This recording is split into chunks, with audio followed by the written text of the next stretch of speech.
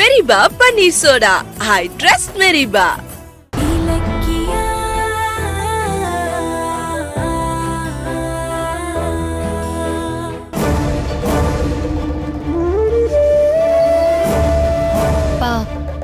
கௌதம், அவங்க வந்துடுறோன்னு சொல்லி ரொம்ப நேரம் ஆச்சு, இன்னும் வரல. நீ எதுக்கும் மறுபடியும் ஃபோன் பண்ணி பாரு.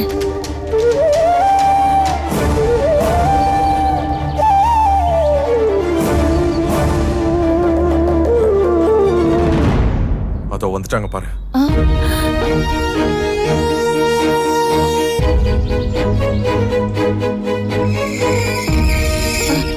இலக்கியா வாங்க. ஏன் இவ்வளவு லேட்டு? என்னாச்சு இலக்கியா? போன்ல என்கிட்ட பதட்டமா பேசினேன். நான் கேட்டதுக்கு வீட்டுக்கு வந்து சொல்றேன்னு சொன்னீங்க. அது என்ன? போன இடத்துல ஏதாவது பிரச்சனையா? என்ன ரெண்டு பேரும் இப்படி பேசாம நின்னா எப்படி? காய்கறி வாங்குறதுக்கு தானே மார்க்கெட்டுக்கு போனீங்க. கையில காய்கறி கூட இல்ல, இவ்ளோ நேரம் ஆச்சு. என்ன ஆச்சு? சொல்லு, எனக்கு பதட்டமா இருக்கு இலக்கியா, சொல்லு. ஐயோ அத்தை, பதட்டப்படாதீங்க. நாங்க காய்கறி வாங்கிட்டு வரும்போது ரோட்ல நடந்து வந்துட்டு இருந்தோமா,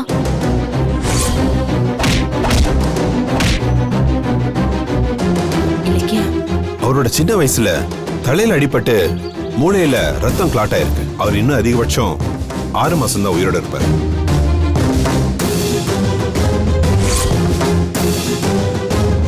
என்ன பண்ணிருக்கீங்க? எதுக்கு எஸ்எஸ்கேவை காப்பாத்துறீங்க? அவன் நமக்கு பண்ண அநியாயம் எல்லாம் உங்களுக்கு தெரியாதா? அவனாலதான் நம்ம கம்பெனி சொத்து எல்லாத்தையும் இழந்துட்டு இந்த நிலைமையில இருக்கும். பண்ண பாவத்துக்கு தானாவே தண்டனை கிடைக்கிற நேரத்துல எதுக்கு நீங்க அவனை ஹாஸ்பிட்டல் கூட்டு போனீங்க?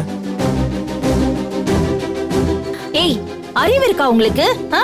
அந்த எஸ்எஸ்கேயோட அழிவு காலம் எப்போ வரும்னு நான் இவ்வளவு நாளா வேண்டிக்கிட்டு இருந்தேன். இன்னைக்குதான் அது நடந்திருக்கு. அந்த ரவுடிங்க எல்லாம் அவனை அடிக்கும் போது அத ரசிச்சு கை தட்டுறதை விட்டுட்டு நீங்க ரெண்டு பேரும் அவனை காப்பாத்தி ஹாஸ்பிட்டல் கூட்டிட்டு போயிருக்கீங்க. அறிவு இருக்கா உங்களுக்கு? ஏமா, அந்த எஸ்எஸ்கே உங்களை பண்ணாத டார்ச்சரே கிடையாது. அன்னை கூட அவன் உங்களை வழியில பார்த்து பிரச்சனை பண்ணான்ல, அப்புறமும் ஏன் அந்த ஆளு மேல இறக்கம் காட்டுறீங்க? அவ்வளவு பகையும் மறந்துட்டு காப்பாத்துற அளவுக்கு அந்த எஸ்எஸ்கே நமக்கு என்ன சொந்தமா பந்தமா? எதுக்கு அவனை ஹாஸ்பிட்டல் கொண்டு போனீங்க? இப்ப என்ன உயிரோட இருக்கானா இல்லையா? அவன் சாக போறான்னு சொன்னாங்க. என்ன சொல்றீங்க? ஆமா கௌதம், அந்த எஸ்எஸ்கேவோட மூளையில கட்டி இருக்கான். இன்னும் 6 மாசம் தான் உயிரோட இருப்பாராம். என்ன சொன்ன? மறுபடியும் சொல்லு, சொல்லு இலக்கியா. அந்த எஸ்எஸ்கே இன்னும் 6 மாசத்துல செத்துருவாருன்னு டாக்டர் சொன்னாரு. அப்பாடா, ஐயோ, இப்பதான் என் காதுக்கு ஒரு சந்தோஷமான செய்தியை சொல்லிருக்க இலக்கியா. அவன் செத்து தொலையணும்னு நான் எவ்வளவு வருஷமா வேண்டிக்கிட்டு இருக்கேன். இன்னைக்குதான் என்னோட வேண்டுதலே நிறைவேறி இருக்கு. செத்து தொலையட்டும் அவன். ஐயோ வேண்டாம் அத்தை, ஒரு உயிர் போகணும்னு நினைக்க கூடாது. நீங்க விடுங்க. என்ன இலக்கியா பேசுற நீ? அவன் மட்டும் எல்லாருக்கும் நல்லதையா செஞ்சிருக்கான்? அவன் கெடுதல் செஞ்ச அத்தனை பேரும் அவன் அழியணும் தான் நினைப்பாங்க. எஸ்எஸ்கேயோட பொண்டாட்டி புள்ளைங்க அவங்க தான் வருத்தப்படணும். ஐயோ இவருக்கு இப்படி ஆயிடுச்சேன்னு. நாம ஏன் வருத்தப்படணும்? சொல்லு. ஏன் ரேவதி, நீ ஏன் அமைதியா இருக்க? நீ ஏன் சொல்லு. ஒரு வாட்டி ஹாஸ்பிட்டல்ல உன்னை கொல்ல பாக்கல? அவன் பொழைக்கணும், 100 ஆயுசுக்கு நல்லா இருக்கணும்னு நீ நினைப்பியா? சொல்லு. இல்ல, அவன். விடுங்க அத்தை, ஏன் அதையே பேசிக்கிட்டு? ஏதோ எங்க கண்ணு முன்னாடி ஒரு உயிர் துடிச்சுக்கிட்டு இருந்துச்சு. அத பாத்துட்டு அந்த நேரத்துல எங்களுக்கு என்ன பண்றதுன்னு தெரியல. ஏதோ ஒரு மனிதாபிமான அடிப்படையில அந்த எஸ்எஸ்கேவை ஹாஸ்பிடல்ல கொண்டு போய் சேர்த்தோம், அவ்வளவுதான். அவர் நமக்கு பண்ண அநியாயத்துக்கெல்லாம் தண்டனை கொடுக்க கடவுள் இருக்காருல்ல, கடவுள் அவரை பாத்துப்பாரு. நாம எதுக்கு அந்த பாவத்தை கொட்டிக்கணும்? ஆமா, நீங்க ஒரு மாதிரி இருக்கீங்க. உங்க முகம் வாடி போய் கிடக்கு. என்னாச்சு உங்களுக்கு? சொல்லுங்கம்மா. அது வந்து இல்ல. அது ஒண்ணும் இல்ல கௌதம். கண் எதிரில அந்த எஸ்எஸ்கேவை ரவுடிங்க அடிச்சதுல அவர் மயங்கி வேற விழுந்துட்டாரா. அத பாத்துட்டு ரேவதி அம்மா ரொம்ப பயந்து போயிட்டாங்க. அவங்க இன்னும் அந்த ஞாபகத்திலே இருக்காங்க. அதான் அவங்க முகம் பதட்டத்திலே இருக்கு இல்லம்மா? ஆமா இலக்கியா. சரி, உங்க உடம்பு இருக்கிற நிலைமையில அதை பத்தி யோசிச்சுட்டு இருக்காதீங்க. போய் ஃப்ரெஷ் அப் ஆகுங்க. ஜானு கூட்டு போ. வா ரேவதி, வாங்க வாங்க உள்ள போலாம் வாங்க.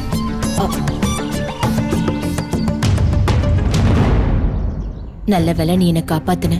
இல்லைன்னா நான் எதையாச்சும் உளறி கொட்டிருப்பேன். பேசாம வாங்க, நீங்களே ஏதாவது பேசி காட்டி கொடுத்துறாதீங்க. வாங்க. ம்.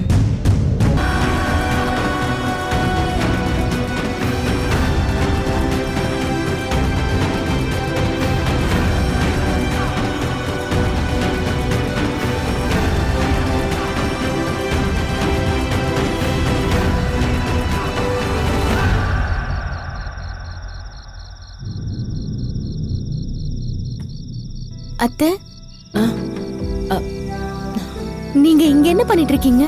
ரொம்ப நேரமா உங்களை காணோம்னு தேடிட்டு இருந்தேன். ஆமா, தூங்காம இங்க என்ன பண்ணிட்டு இருக்கீங்க? உங்க முகம் வேற ஒரு மாதிரி இருக்கு. உடம்பு எதுவும் சரியில்லையா? அதான் ஏற்கனவே உடம்பு சரியில்லையே. ஆனா இப்ப மனசும் சரியில்லாம தவிச்சிட்டு இருக்கேன். ஏன் அத்தை, என்னாச்சு? எல்லாம் அந்த எஸ்எஸ்கேவை நினைச்சது. என்னையும் என் பிள்ளையையும் அந்த எஸ்எஸ்கே கொல்லணும்னு அலைஞ்சிட்டு இருந்தப்போ அந்த ஆளு எப்ப அழிவான்னு நான் சாபம் விட்டிருக்கேன். ஆனா இப்ப அந்த ஆளு அவனாவே அழிய போறான்னு அந்த டாக்டர் சொன்னப்ப என் வைராக்கியம் கரைஞ்சு போய் எனக்கே தெரியாம நான் தவிக்க ஆரம்பிச்சிட்டேன். அப்ப உங்களுக்கு எஸ்எஸ்கே மேல கோபம் போய் இறக்கம் வந்துருச்சா? உங்களை காதலிச்சு ஏமாத்துன பழைய எஸ்எஸ்கே மேல உங்களுக்கு மறுபடியும் பாசம் வந்துருச்சான்னு கேக்குறேன். சே, அதுக்கெல்லாம் வாய்ப்பே கிடையாது. எப்ப அந்த எஸ்எஸ்கே என்ன பார்த்து என் ஆசைக்காக உனக்கு தெரிஞ்சேதான் ஏமாத்தின, உன் வயித்துல வளர்ற குழந்தைய அழிச்சிருன்னு சொன்னானோ அப்பவே அந்த ஆளை மனுஷ ரகத்துல இருந்து தூக்கி போட்டுட்டேன். ஆனா இப்ப அந்த எஸ்எஸ்கேவோட நிலைமையை பார்த்து தவிக்கிறதுக்கு காரணம் கௌதம்காக மட்டும்தான். தன் தாயை ஏமாத்தின துரோகி மேல கௌதம் ஆத்திரத்துல இருக்கான். அந்த துரோகி எஸ்எஸ்கே தான்னு தெரிஞ்சா அந்த கோவத்துல அவன் அந்த ஆளை ஏதாவது செஞ்சு தான் வாழ்க்கையை இழந்துருவானோன்னு பயந்துட்டு இருந்தேன். ஒருவேளை எஸ்எஸ்கே தெரிந்துனா கௌதம்க்கு அந்த ஆளு மேல இருக்கிற கோவம் போகும், தனக்கு அப்பா இல்லைங்கிற தவிப்பும் போகும்னு ஆசையா இருந்தேன். ஆனா அந்த ஆசையை எஸ்எஸ்கே இப்படி பாதிலே நாசம் பண்ணுவான்னு நான் எதிர்பார்க்கவே இல்லை. புள்ள பாசமே இல்லாத எஸ்எஸ்கே தான் செஞ்ச பாவத்துக்கு பிராயச்சித்தமா ஏதோ கடைசி காலத்துல தெரிந்தே தான் பிள்ளையோட சந்தோஷமா இருப்பான்னு நினைச்சேன். ஆனா அந்த குடுப்பனே இல்லாம அந்த ஆள் சாக போறான்.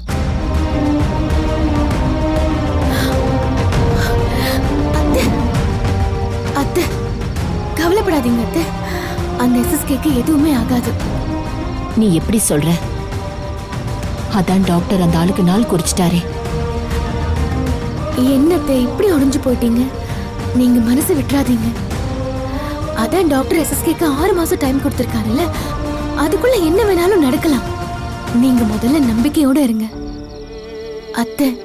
எனக்கு என்னமோ நிச்சயமா ஒரு நாள் எஸ்எஸ்கே திருந்தி கௌதம புள்ளையா ஏத்துக்கிட்டு அவரோட சந்தோஷமா இருப்பார்னு தான் தோணுது. அப்படியே சொல்ற? ஆமா அத்தை, நீங்க வேணா பாருங்க, கௌதம்க்கு அப்பா இல்லைங்கிற கவலை கண்டிப்பா தீரும். நீங்க எஸ்எஸ்கே கௌதம் எல்லாருமே ரொம்ப சந்தோஷமா ஒன்னா வாழற சந்தர்ப்பத்தை கண்டிப்பா அந்த கடவுள் கொடுப்பாரு. இப்ப நீங்க போய் நிம்மதியா தூங்குங்க, சரியா?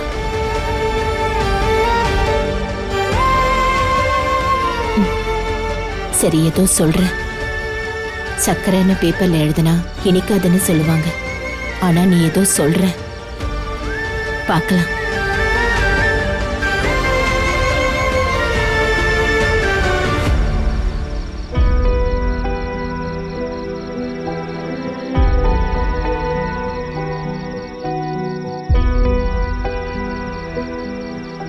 எஸ்எஸ்கே மேல அவ்வளவு கோவமா இருந்த ரேவதி அத்தை அவரு ஹாஸ்பிட்டல்ல கிடந்ததை பார்த்து அப்படியே மாறிட்டாங்களே. அந்த எஸ்எஸ்கே தன்னை காப்பாத்தினதுக்காக கையெடுத்து கும்பிட்டதெல்லாம் உண்மையா இல்லையான்னு தெரியல. இந்த திடீர் மாற்றத்துல எனக்கு நம்பிக்கை வர மாட்டேங்குது. இதுல ஏதோ தப்பு இருக்கிற மாதிரி என் மனசு அடிச்சுக்கிட்டே இருக்கேன்.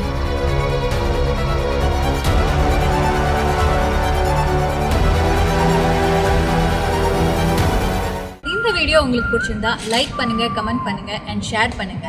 மறக்காம சரிகமா டிவி ஷோஸ் தமிழை சப்ஸ்கிரைப் பண்ணுங்க.